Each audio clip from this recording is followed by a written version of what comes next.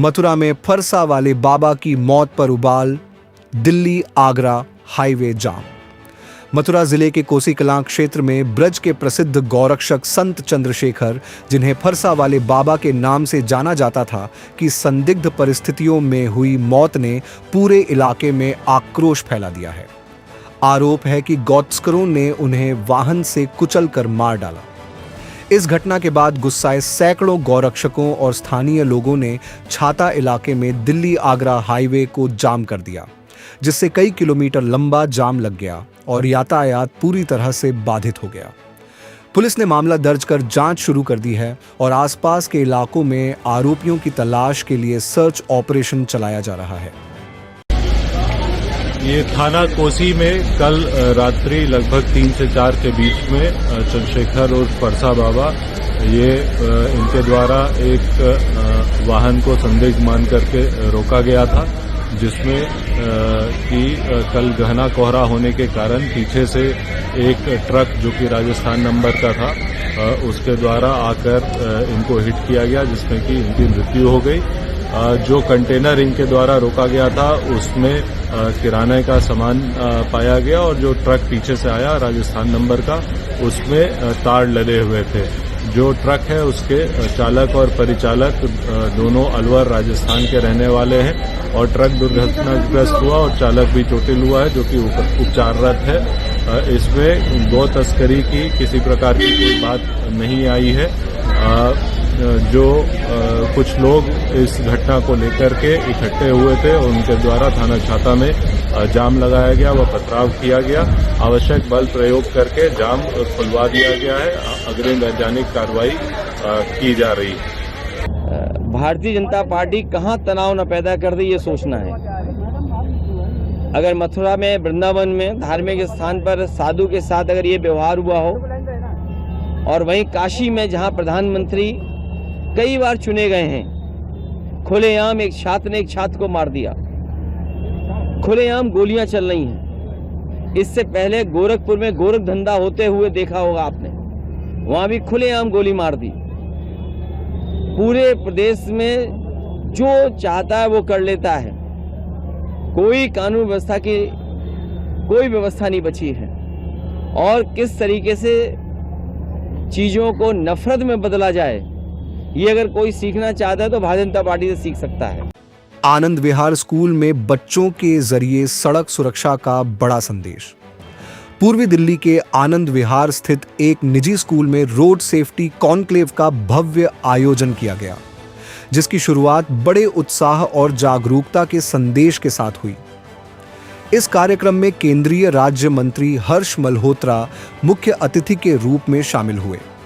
Conclave का मुख्य उद्देश्य स्कूल के बच्चों के माध्यम से समाज में सड़क सुरक्षा के प्रति जागरूकता फैलाना और बढ़ती सड़क दुर्घटनाओं को कम करना रहा।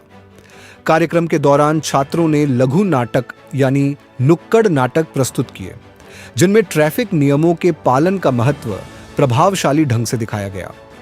इसके साथ ही ट्रैफिक नियमों पर आधारित विभिन्न प्रतियोगिताओं का आयोजन भी किया गया, जिससे बच्चों को मनोरंजन के साथ साथ सीखने का अवसर मिला।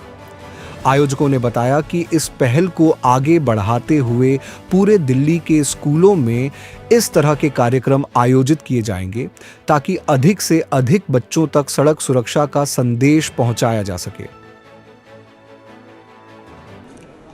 रोड सेफ्टी हमारे नॉर्थ का रोड ट्रांसपोर्ट और हाईवेज का बहुत बड़ा कंसर्न है।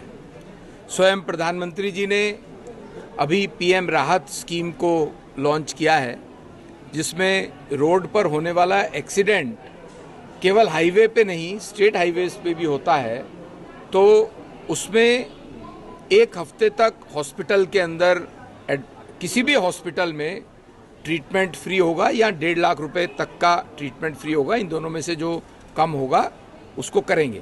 और उसमें एक सबसे बड़ी बात यह है, जो आदरणीय नितिन गडकरी जी का विज़न है, कि जो किसी भी पेशेंट को लेकर के हॉस्पिटल में ले जाने वाला व्यक्ति है, उसको हम राहवीर कहेंगे और उसको 25,000 रुपये का पारितोषिक भी देंगे। और एनकरेजमेंट करने के लिए पुलिस उस पर किसी तरह की कोई बात कोई कार्रवाई नहीं करेगी, क्योंकि वो मदद करने वाला व्यक्ति है, उसको हमने राहगीर कहा है। और सबसे बड़ी बात क्या है कि जो देश के अंदर एक साल में 5 लाख एक्सीडेंट्स होते हैं, जिसमें लगभग 1,75,000 के करीब डेथ होती हैं, इन सबको कम करने के लिए हमारे रोड ट्रांसपोर्ट मिनिस्ट्री ने, केंद्र सरकार ने 16,000 के करीब डार्क स्पॉट्स को आइडेंटिफाई किया। डार्क स्पॉट्स वो टेक्निकल स्पॉट होता है जहां पर एक साल में 10 मौत हो जाती है एक्सीडेंट के कारण, और उनको न केवल आइडेंटिफाई किया बल्कि उसमें 16,000 में से 14,000 को हमने रेक्टिफाई कर दिया है, और बाकी के जो 2,000 हैं उनको भी रेक्टिफाई करने के प्रोसेस में हम लगे हैं। सबसे ज़्यादा जो डेथ है उसका कारण कानून को ना मानना है, ओवर स्पीडिंग है, हेलमेट ना पहनना है, और इसी की अवेयरनेस को लेकर के हमने यंगस्टर्स में, विशेष तौर से जो स्कूल के यंग बच्चे हैं जो कि और 1-2 साल के बाद 18 साल के होने के बाद लाइसेंस लेते हैं, और उनके मन में जो थ्रिल की बात रहती है उसको समझाने के लिए कि हेलमेट पहनना बहुत ज़रूरी है, ओवर स्पीडिंग नहीं करनी चाहिए, कानून को, ट्रैफिक के नियमों का पालन करना चाहिए, ज़ेब्रा क्रॉसिंग पे ही थोड़ा स्पीड गाड़ी की स्लो करनी चाहिए, कोई क्रॉस कर रहा है तो उसको अपने व्हीकल को रोकना चाहिए।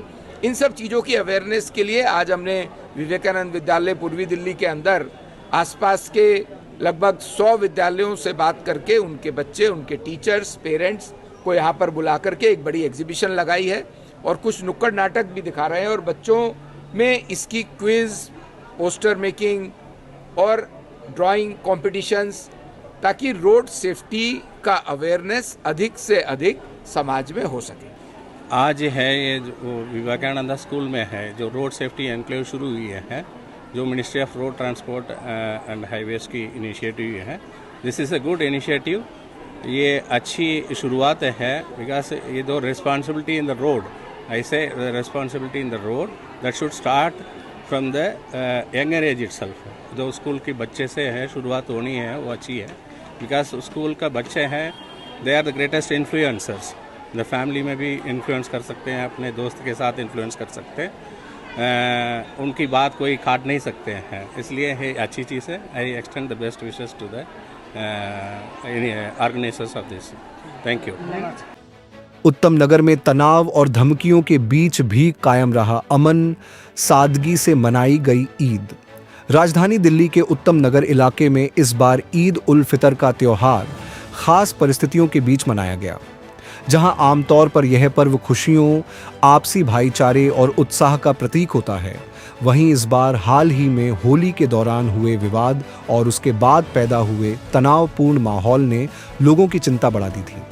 इसके बावजूद मुस्लिम समुदाय के लोगों ने संयम और समझदारी का परिचय देते हुए ईद को सादगी और शांतिपूर्ण ढंग से मनाया। बताया जा रहा है कि कुछ हिंदू संगठनों द्वारा दी गई कथित धमकियों के चलते इलाके में तनाव की स्थिति बनी हुई थी। हालात को देखते हुए पुलिस प्रशासन ने कोर्ट के आदेश के बाद सुरक्षा के कड़े इंतजाम किए। उत्तम नगर के हस्तसाल गांव और आसपास के संवेदनशील इलाकों में भारी संख्या में पुलिस बल और पैरामिलिट्री फोर्स तैनात की गई। इलाके के सभी एंट्री और एग्जिट पॉइंट्स पर बैरिकेडिंग की गई और आने जाने वाले हर व्यक्ति की सख्ती से जांच की गई। पुलिस अधिकारियों के अनुसार कई स्थानों पर केवल स्थानीय निवासियों को ही पहचान के बाद प्रवेश की अनुमति दी गई, जबकि बाहरी लोगों की आवाजाही पर अस्थायी रोक लगा दी गई थी। इससे सुरक्षा व्यवस्था को और मजबूत बनाया जा सका। पुलिस व्यवस्था बहुत अच्छी है, प्रशासन अपना अच्छे से काम कर रहा है और बहुत अच्छा प्रशासन ने काम किया है। हाई कोर्ट के भी ऑर्डर थे और शांतिपूर्ण अपना जो है अपनी नमाज हो रही है। 7:30 बजे का टाइम है नमाज का। बस प्रशासन अच्छे से अपना काम कर रहा है, कोई दिक्कत कोई परेशानी नहीं। स्थिति बिल्कुल सामान्य है। जो ईद की नमाज़ थी वो शांतिपूर्ण तरीके से संपन्न हुई है, चाहे उत्तम नगर या हमारा द्वारका डिस्ट्रिक्ट हो, सब कुछ सामान्य रहा है। लोगों ने जो अपना फेस्टिवल है अच्छी तरह संपन्न कर रहे हैं। नहीं, स्थिति सामान्यपूर्ण है, शांतिपूर्वक है। और बस मैं यही कहना चाहता हूँ कि अगर कोई भी एंटी सोशल एलिमेंट्स शांति व्यवस्था को भंग करने का प्रयास करेगा तो इसमें क्लियर गाइडलाइंस है, तो हम उसके खिलाफ एज पर जो लीगल एक्शन होगा वो डेफिनेटली इसमें लेंगे। ब्यूरो रिपोर्ट, टीम तफ्तीश न्यूज़,